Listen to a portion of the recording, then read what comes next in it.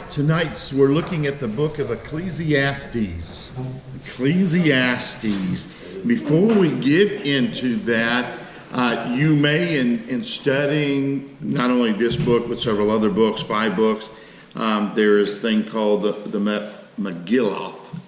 And that's what we want to talk about first of all. So we wrote number 1, introduction to that. Megillah means the 5 scrolls, and there are 5 books of the Old Testament that the Jewish nation would read at particular festivals. They would do it in the temple, and later when the synagogues came, they would read it in the synagogue. So the meaning of it, letter A, is the festive scrolls. There are 5 books of the Old Testament, as we just mentioned, associated with Jewish feast. Each one was read during a particular feast. Letter B, their names are, they are the Song of Solomon, they are Ruth, Lamentations, Ecclesiastes, and then also Esther. And so if you miss those, they are also the 5 in letter C, their use. And when are they used? Song of Solomon is used during the Passover. The book of Ruth, the Feast of Weeks or Pentecost. Lamentation is sometime in July or August, and it's used to commemorate the Jerusalem being destroyed. Ecclesiastes, which we're looking at tonight, the Feast of Tabernacles, and then Esther is the Purim festival. So number 2 is the introduction to the book of Ecclesiastes. And we just gave you the Megillah because you might come across reading that, and so you might say, well, Ecclesiastes is one of those books, and you may say, well, what is that all about? That's what it has to deal with. Number 2, introduction to the book of Ecclesiastes. The word Ecclesiastes literally means preacher, and it refers to the concept of a preacher or a spokesman speaking to a congregation of people. It is literally a man giving his testimony, and this particular time we know who the man is, and so he is giving it. And there is a word that is used throughout the book of Ecclesiastes, and that is vanity. Vanity is vanity. All is vanity. Vanity literally means in the Hebrew a vapor. It's out on a cold morning, like it's going to be in a couple of days here in Florida, and you see your breath. It's substantive to a point, but then it fades away very quickly. That's the idea. Okay, it's not saying there's just nothing to it. There is, but it's fleeting. It's vanishing. It is the picture of a person desperately grasping at the air. It is futility, worthless, empty. Those are synonyms that we can use with that. Number 3 is the penman, and we know it's the man Solomon. First of all, he says it in verse 1. The words of the preacher, the son of David, the king of Jerusalem. We know son of David and also Jerusalem, where is what it follows. We look at, letter B, the time in his life. And this is interesting, and we'll probably share it when we get in the Song of Solomon. The Song of Solomon probably written while Solomon was very early in his age, a younger man. The book of Proverbs, middle age, and the book of Ecclesiastes is his elderly years. He has experienced a lot, and so that's the time of his life. As we wrote, this book is a warning to those who are contemplating forsaking God and seeking satisfaction in philosophy, pleasure, and or science. And when we say science, we're talking about really education, knowledge that is outside of God, is not inclusive of God. If I can just get smart enough, then I'll be satisfied. I'll know all things. And he is really just trying to help people do that. He's looking at life with all its complexities, all of its problem, and asks the question, is life really worth living? That really is the question. Now, we say it's to young people, but in reality it's to all people, and all of us have that kind of question.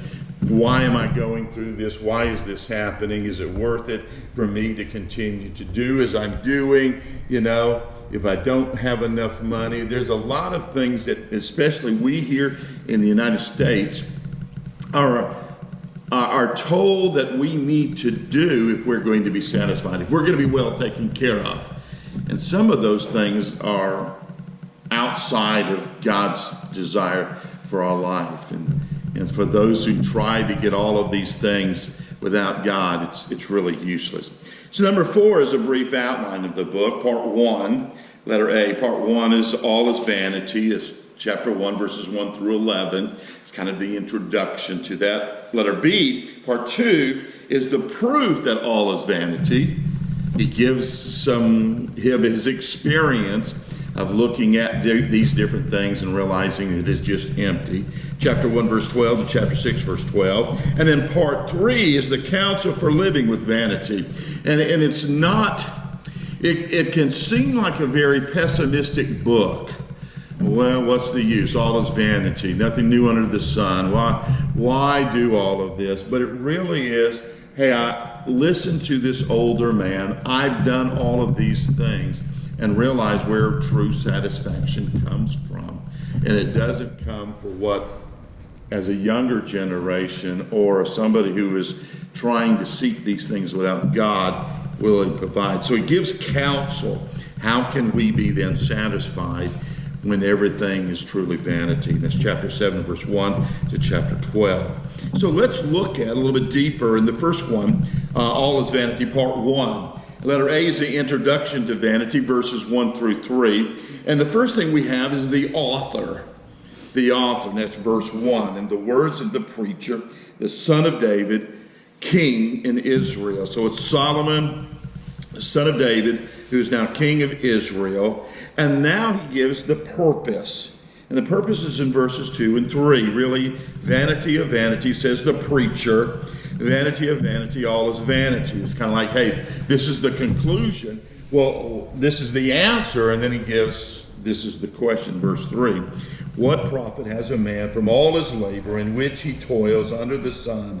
Now, when he says all his labor, he's not just talking about his job, 9 to 5, going out wherever he is. He's just talking about living of life and the toils that we have to go through life, making and providing a living and all that goes on. And remember, they're much more an agricultural society. Yeah, there was some businesses, but most of it was out of their home. So when he says labor, he's not just talking about his job, but really the toils of everyday life. And then letter B, beginning in verse 4, is an illustration of everything that is vanity, everything that is empty. Or, I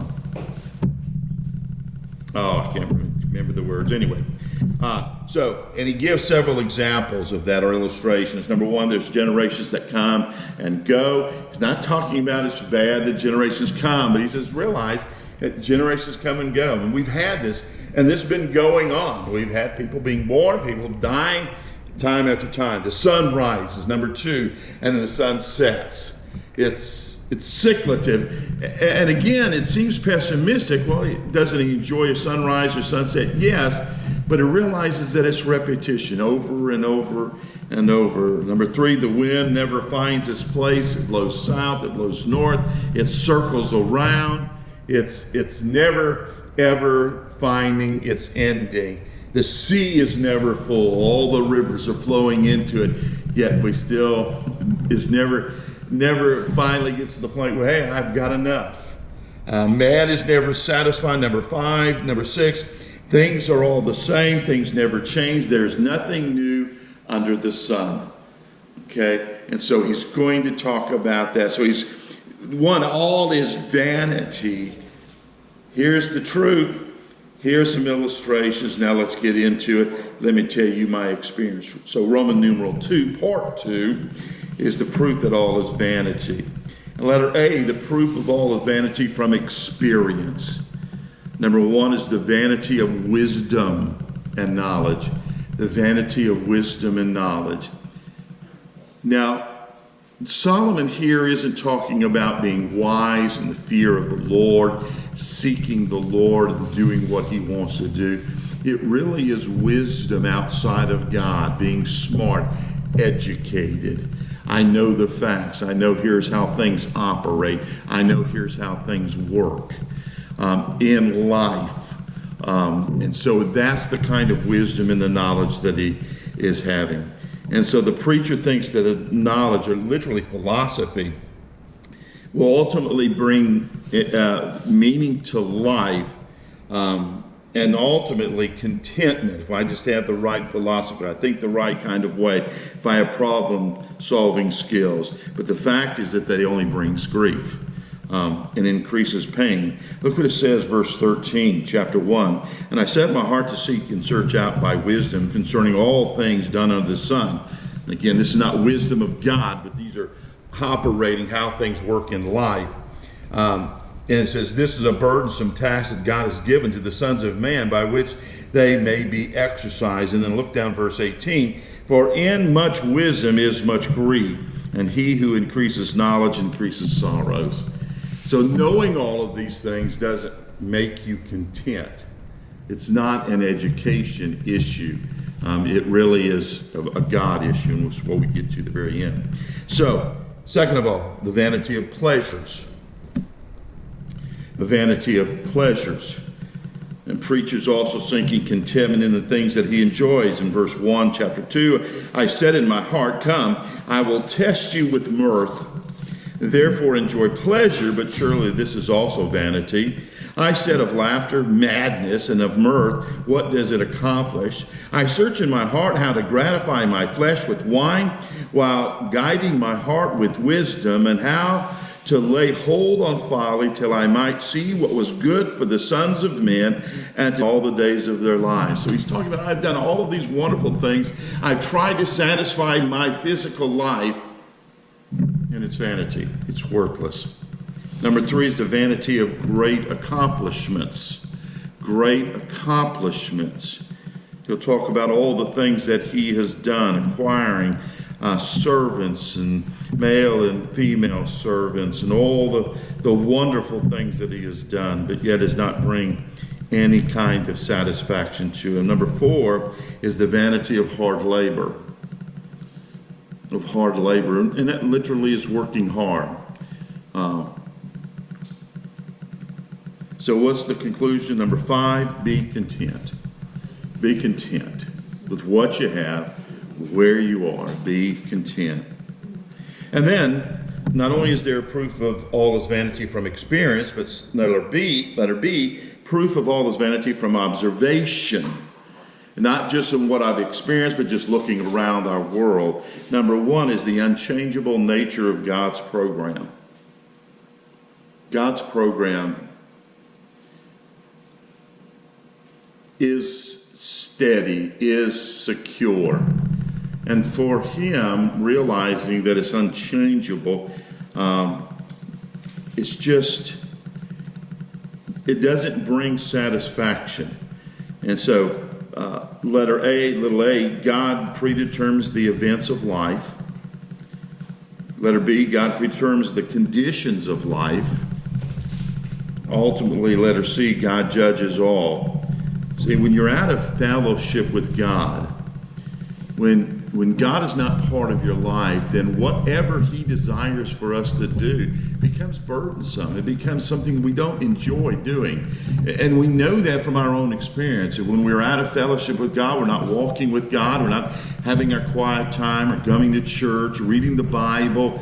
We're just not doing what he wants. And then we think about all the things that he wants us to do, and we think, well, this is just burdensome. And that's what he's trying to say. Without God, it truly becomes a burden. Number 2 is the inequalities of life. The inequalities of life.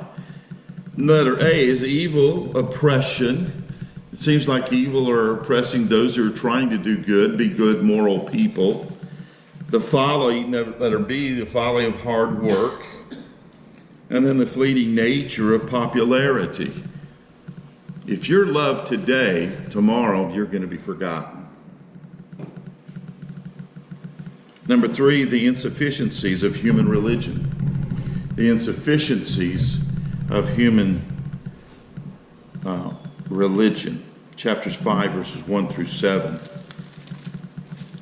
Number 4 is the insufficiencies of wealth. And if you're looking to spell that, I-N-N-U-S, excuse me. I'm reading and I can't even read it right. I-N-S-U-F-F-I-C-I-E-N-C-I-E-S. I tried to make them all eyes and it didn't work out, but that's insufficiencies. Wealth does not satisfy. Those who are rich want more. Letter B, wealth brings difficulty. Letter C, wealth comes ultimately from God. True wealth does. And then number 5, the inescapable vanity of life. There's no satisfaction with wealth. Letter A, no satisfaction in children, no satisfaction in labor, no satisfaction in the future. Inescapable, I-N-E-S-C-A-P-A-B-L-E.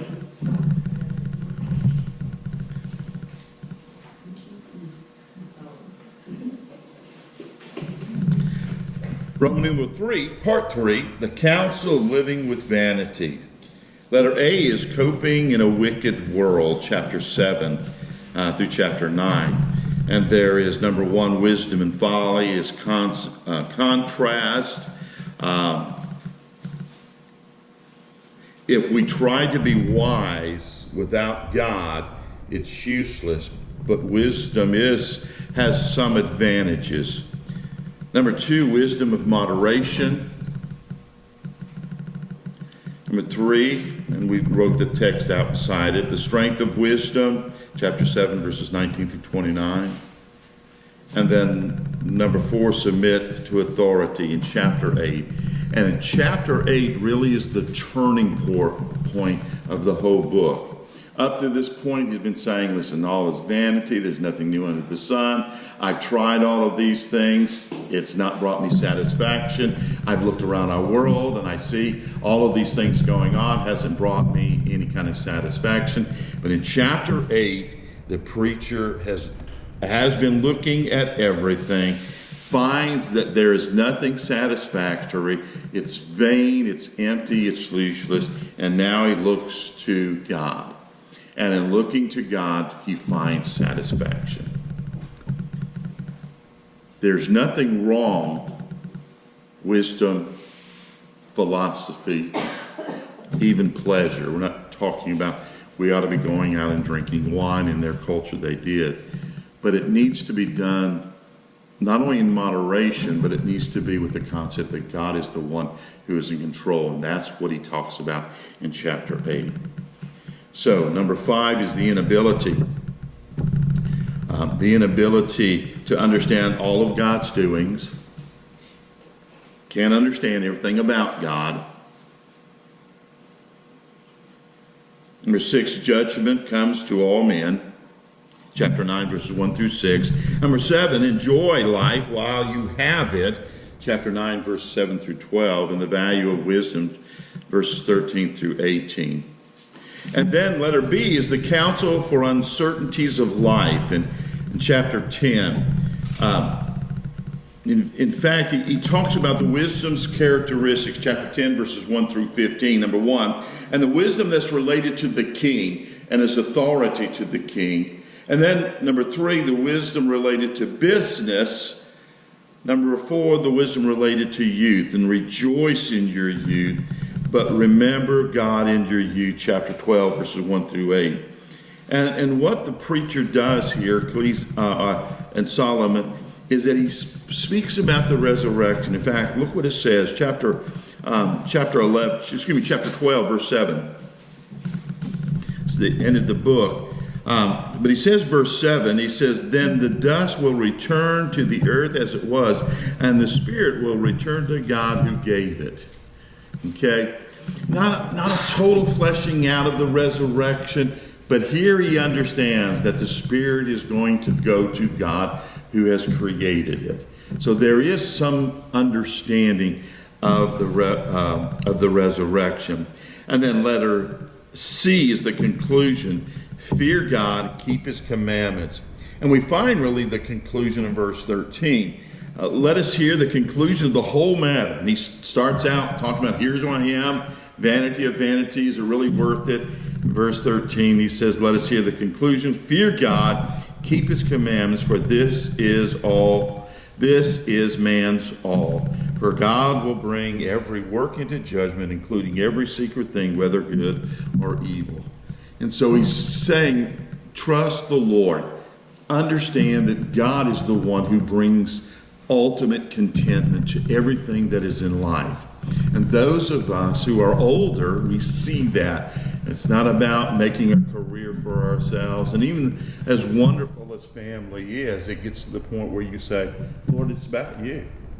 And it's what you're doing. And it's the Lord in our job, the Lord in our church, the Lord in our family that makes it all worthwhile. But just to have a big, large family without God is vanity. Having a great job and making a lot of money without God is just vanity. So we wrote in the conclusion, this book shows that if one perceives each day of existence, labor, and basic provision as a gift from God and accepts what God gives, then that person will live an abundant life. So that's really the success. God, you give everything. So whatever it is that you're giving, I'm content with what you have. However, one who looks to be satisfied apart with God will live with futility, regardless of their accomplishment. Ecclesiastes teaches that life is not about a command, a movement, a day, or a principle. Life is about the Lord God. And so that's what you learn as we go through the book of Ecclesiastes. Okay?